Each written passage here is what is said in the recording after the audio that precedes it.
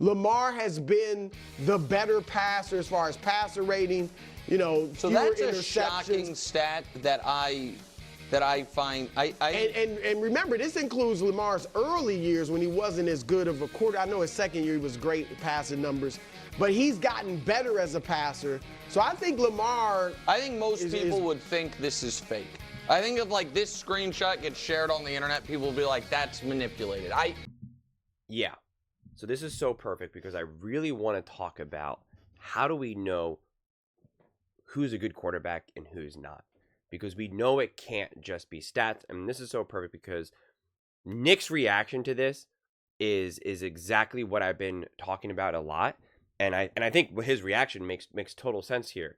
And this is the type of video that I've wanted to make for a while, especially after now having a full year plus of making these videos, having these conversations about various quarterbacks, talking to the fans, figuring out where my own biases lie, trying to figure out how to evolve and get past them. And it's so fascinating because I've looked at the stats and the statistics and the ratings and all of this and watching all the games more than I ever have in my entire life. And it's a question that, in a lot of ways kind of haunts me because I'm trying to figure out, essentially my own formula for myself, my own calculations of how can I most accurately assess what I'm seeing, because I always, as I talk about this a lot, I always, my opinions, I always need them to be logical. Anytime I share something with you guys, it has to be rooted in logic and not just bias, not just fandom, emotions, etc. And that's why a lot of times I'll call out like anyone, any of the clips that I do where I'll be like, you can have this opinion, I can disagree with it, but where is your logic? Or you're reaching this conclusion, but your logic is so wrong. What you're using to sell your argument makes no sense, or it's nonsense, whatever it is. And it's a tricky thing though, because sometimes especially in football or just sports in general, but definitely quarterback evaluation, there is this kind of leap of faith. And we always talk about stats and eye tests, and even eye tests can be different things. Because an eye test can also just be like, do you actually understand what you're seeing on film? Are you seeing, the breakdown of this and that? Are you seeing this quarterback making the right throw, the right read, whatever it may be? Did he leave the pocket too soon? Like, that's more of like a technical eye test. And then you have the other eye test where it's just like, how do I feel when I'm watching this? What looks right? What looks wrong?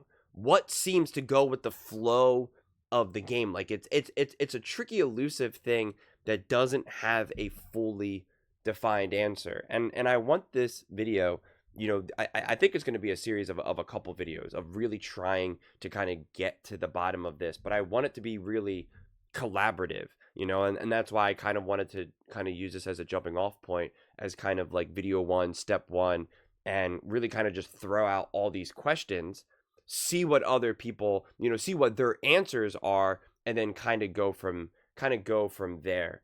So we can kind of like build off this. And again, we got the time, man. It's February. We don't have real football until September, and I can only, I can only answer the question of what do the Baltimore Ravens need to do to become a contender. I can only answer that question, 100 different ways. But it is so fascinating because I had made a video already talking about Josh Allen versus Lamar, and I know to my core that Josh Allen is a better quarterback, a better passer, etc., etc. And then I used, one of the reference points for this as intended air yards. Here, where we have something like intended air yards, we can see that Josh Allen has, well over 100 more pass attempts, and just the intended air yards on all pass attempts, whether completed or incomplete.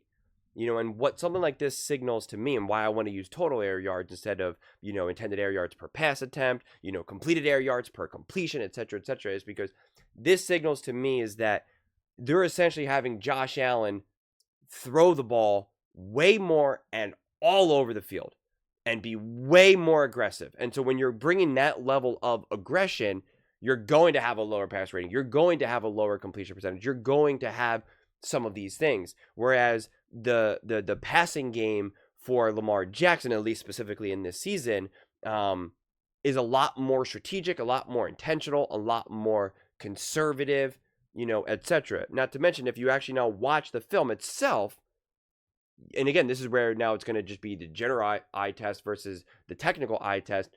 You can just see that Josh Allen is making harder throws. He's being asked to make harder throws. But this is where stats can be so crazy, because let's look at this now. We got Sam Howell, top 6 in intended air yards. And it's like, okay, no one really is defending Sam Howell as being a great quarterback. And it's like, so then how do we make sense of that? And then this is where you kind of have to keep following this down the path. We can compare Sam Howell to Josh Allen, right? And we could say, oh, wow, kind of similar within range of intended air yards. But then when we keep looking at it, we see intended air yards per pass attempt, 8.7 to 7.5. That's, at this point, the statistical deviation of what we're working in is like, that's actually pretty strong. And then now completed air yards per completion, essentially a whole yard difference. Well, that makes sense now. And then you have a completed air yard per pass attempt, a whole nother yard. You're like, okay, well, that's interesting as well. And then now when we continue to kind of follow this path, we also see now on target percentage, 77.8% compared to 73.7%, which again ends up being, 4%, which again, the numbers that we're talking about here ends up being, quite significant. So what does that all kind of tell us? It tells us that, one, yeah, Sam Howell is really letting it rip, but like he's not doing so in a very accurate way, nor is he doing so in a very efficient way or when the game actually needs it to be done, which is then when you kind of have to be like, okay, well, let's think about this even further. The Commanders had a 4-13 record. Okay? They had the 25th offense and the 32nd defense. Whereas the Bills were 11-6. They had the 6th ranked offense and the 4th ranked defense. So again, even though certain statistics can give you similar numbers compared to a great quarterback who we know is an awesome quarterback, an MVP, and then someone like a Sam Howell where we're like, yeah, he's had some interesting games, he's had some moments, and again, you can pluck random highlights of Sam Howell and be like, all right, this guy's got it, let's go. But when you put everything in context as a whole, how the game's unfolded, what was being asked of him, when was he making these throws, was he feasting on a bad team, etc., etc. Like that's why stats are always so tricky and so misleading. And we have endless examples of this. Let's just look at this right here now. This is now PFF, which I do like. But again, all of this always needs context. This is this past season, so 2024.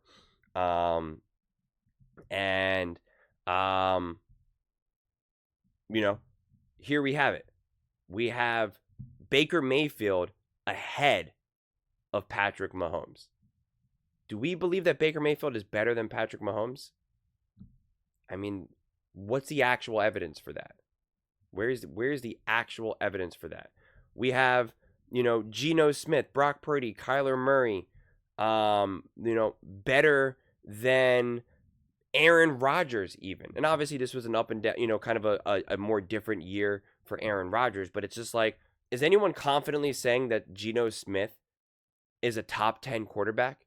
Are people really willing to fight for that? And you have Kyler Murray, 11th, and Jalen Hurts 18th. If Kyler Murray was on the Philadelphia Eagles, do they win the Super Bowl? No. I do not think they win the Super Bowl. I don't. Bo Nix, who I've praised throughout this season, who I think played awesome, high-level football. He's technically, just a notch, 0.1 ahead of Jalen Hurts. Do I think that you can put Bo Nix on the Philadelphia Eagles as a rookie and win the Super Bowl? No. I do not. Do I think that you could put Baker Mayfield on the Kansas City Chiefs and that they would now go to the Super Bowl and be and would have won? They technically only really lost the one game with Patrick Mahomes. Do I think that they would have had that same level of success? No. I do not think that. I do not think that. So it's just, again, it's just one of those weird things where it's just like, how do we make sense of this? Jordan Love was ranked higher than Jalen Hurts. Russell Wilson, Aaron Rodgers, Kyler Murray, Brock Purdy, Geno Smith, Sam Darnold, Baker Mayfield, many quarterbacks that I would say would have not won the Super Bowl. And that, again, it's also the interesting thing of like when comparing regular season versus playoffs and what do these stats mean. Because again, we can look at now, let's look at completion percentage, which is obviously an important metric. But we got Tua, number 1 in completion percentage. Geno Smith, top 5. And it's like, well, that seems pretty important. Geno Smith is top 5 in completion percentage. And then yards, top 4. It's like, okay, how do we make sense of this? But then he only has 21 passing touchdowns and 15 interceptions. Whereas Joe Burrow has 43 touchdowns, 9 interceptions. Jared Goff, 37, 12. But then you could be like, yeah, but Joe Burrow has more weapons than Baker, right? And it just starts to get messier and messier and messier. Sam Darnold played really great, but he's got an awesome offensive head coach in Kevin O'Connell. Kyler Murray doesn't have that. And yet they still put up within range similar, passing yards. So then again, it's just like, well then, how do we make sense of this? How do we make sense of this? And it's why, from my viewpoint, as much as I try to stay away from stats, sometimes I'm forced to use stats because other people use stats. And sometimes I do think and that's why one of my favorite things to look at is, average depth of target, yards after catch, etc., because that often highlights what a team is asking their quarterback to do, as well as how good their coach is. But again, it can work both ways. Because this always makes me laugh. We have Anthony Richardson, intended air yards per pass attempt, 12.2. And I'm like, the heck is this guy doing? He's leading the league in intended air yards. He's like the youngest quarterback, the most inexperienced quarterback, right? Like, has a great offensive head coach. And so I'm just like, well, he has a great offensive head coach. I know his offensive head coach can't be constantly asking him to throw the ball a million miles down the field, because then again, intended air yards per pass attempt, 12.2, but then completed air yards per pass attempt, 3.9. That is a massive difference. I could lead the NFL in intended air yards per pass attempt. I just got to let it rip every single time.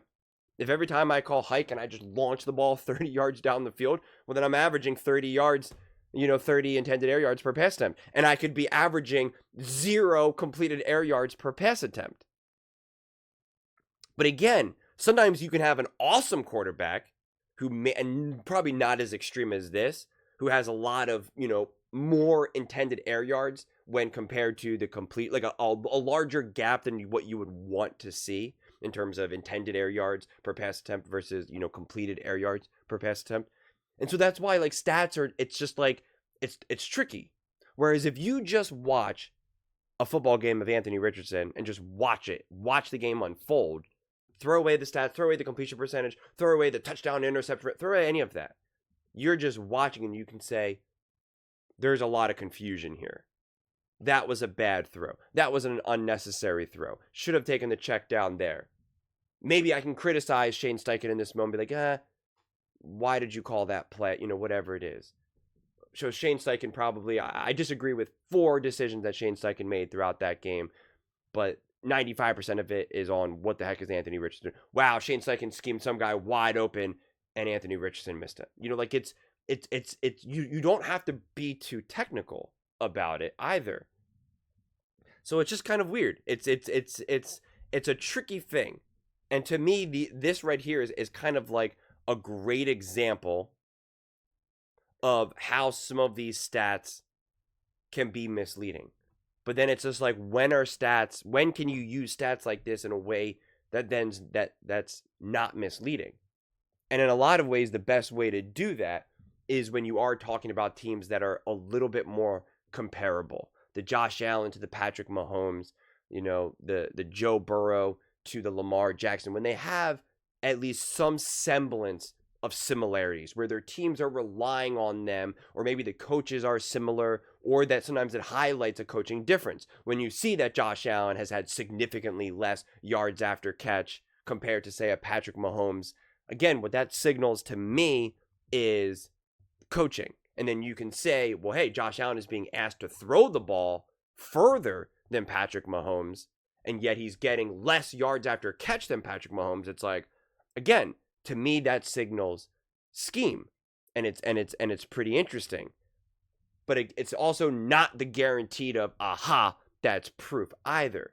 Again, everything still always constantly has to be put into context, and it's why you don't really see it that often, because I knew this video was going to be messy. I meant to say this in the very beginning, that this video is going to be messy. We're going to be meandering, because it's brutally impossible to be able to summarize all this up in a 2-minute take. I can't say Josh Allen's better than Lamar Jackson because of this, and this. Boom, there you go.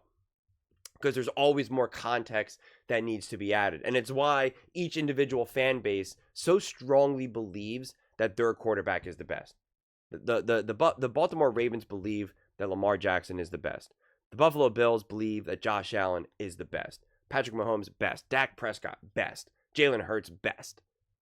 And it's interesting to me, because we can find plenty of data. I mean, like Trevor Lawrence, here we go. Again, we can see that he's at the short end of the stick for yards after catch.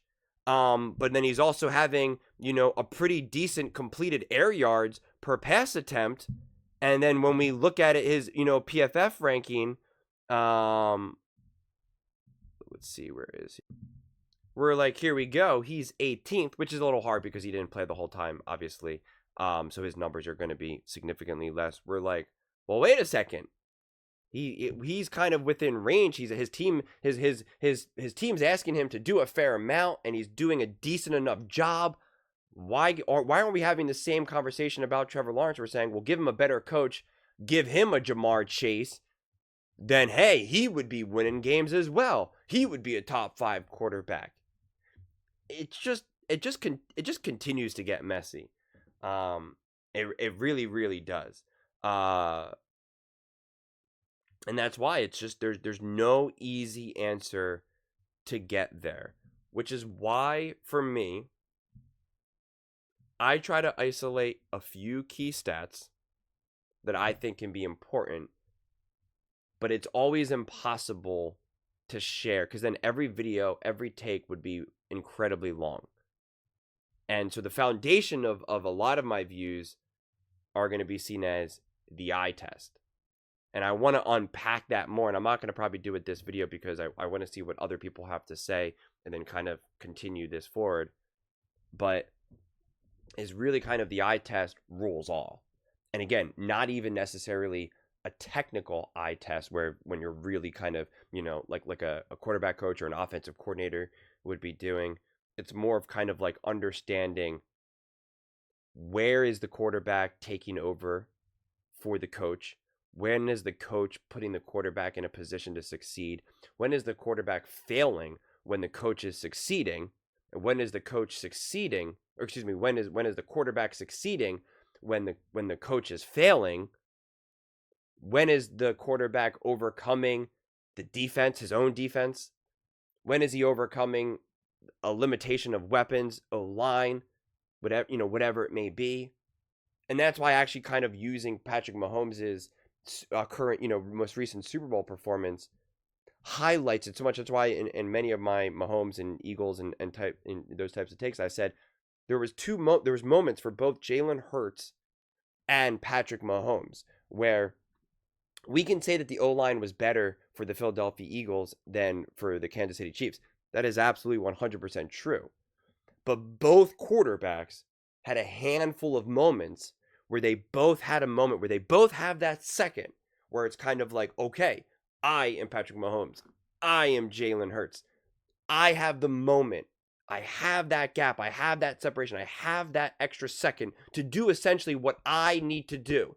It's time for me to be me. It's not the scheme. It's not the O-line. It's not the defense. It's me. It's me. It's time for me. I have the open shot. I'm either going to make it or I'm not. And we saw, specifically in that Super Bowl, Jalen Hurts succeed. Jalen Hurts make the right throw, the right play. He's flushed out of the pocket collapses, whatever it may be. His skill in that moment met the moment. Compare that to Patrick Mahomes, specifically in that Super Bowl, he did not. He absolutely did not.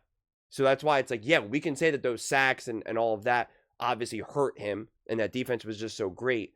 But we can also isolate moments where we were like, you're supposed to be able to solve this riddle in that moment. You're supposed to be able to overcome this, or it's not even necessarily an overcome. You're supposed to just be better in this specific moment.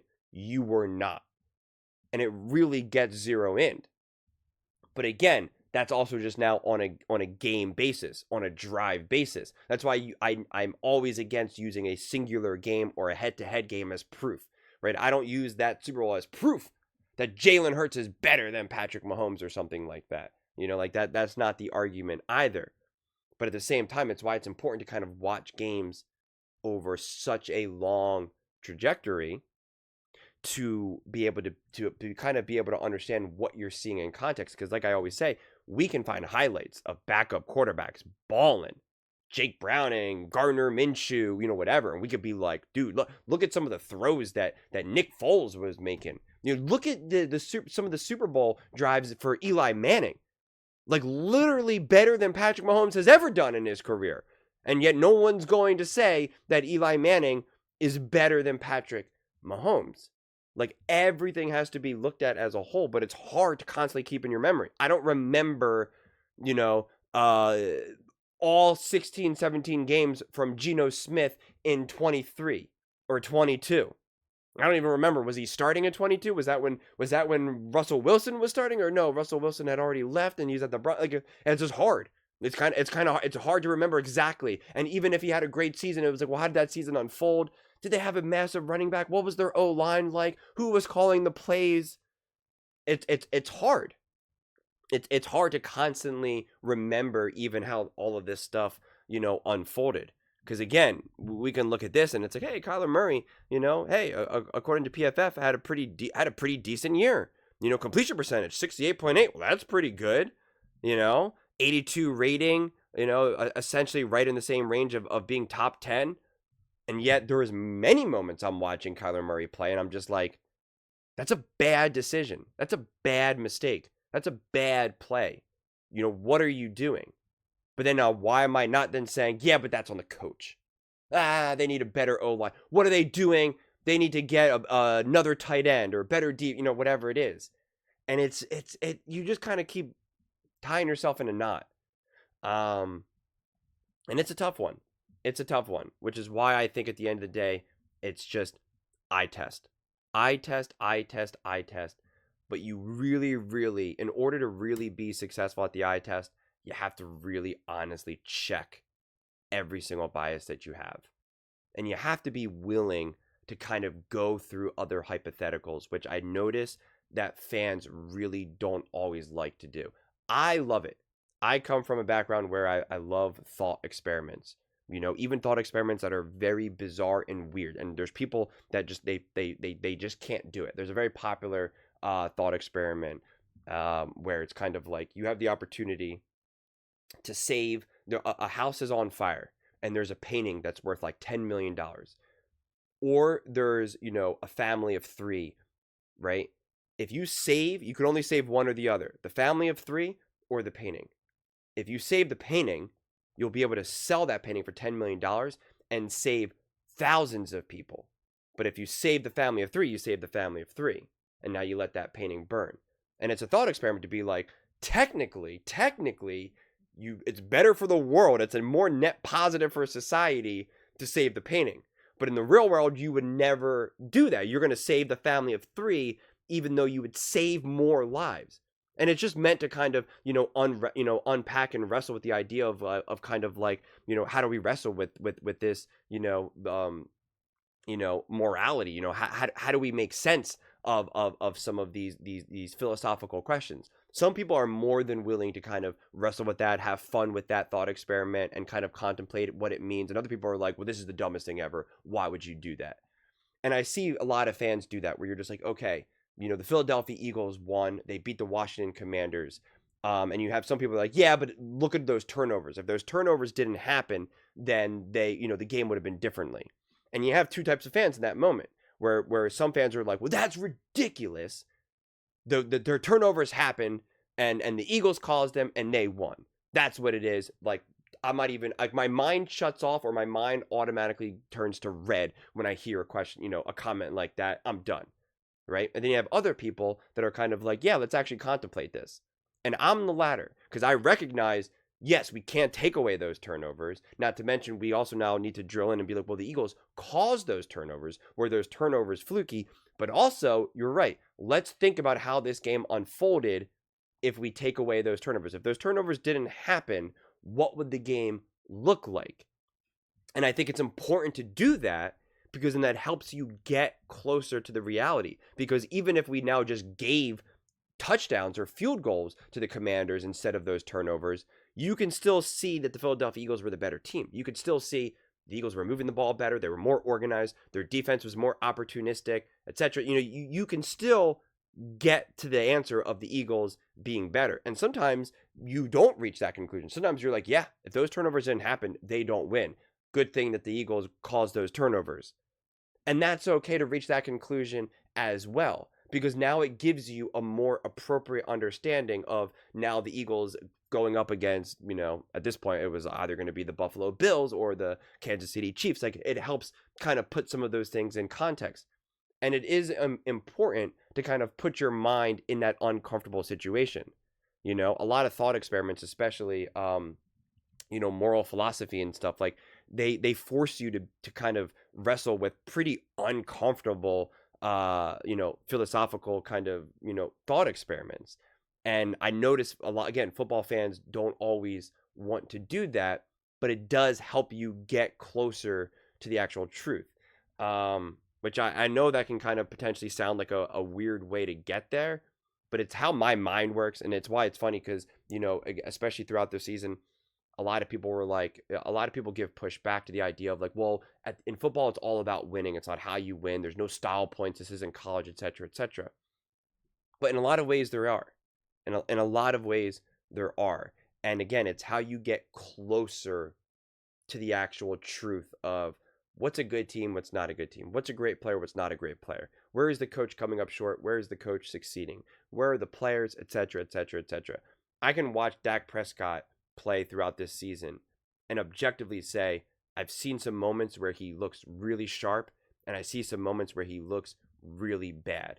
And I see many moments where he's just not good enough to get the job done. And then it becomes this regular calculation in my mind of like, is he succeeding in a collection of, in all these individual categories that I'm kind of processing and evaluating a quarterback, is he succeeding more than he's failing?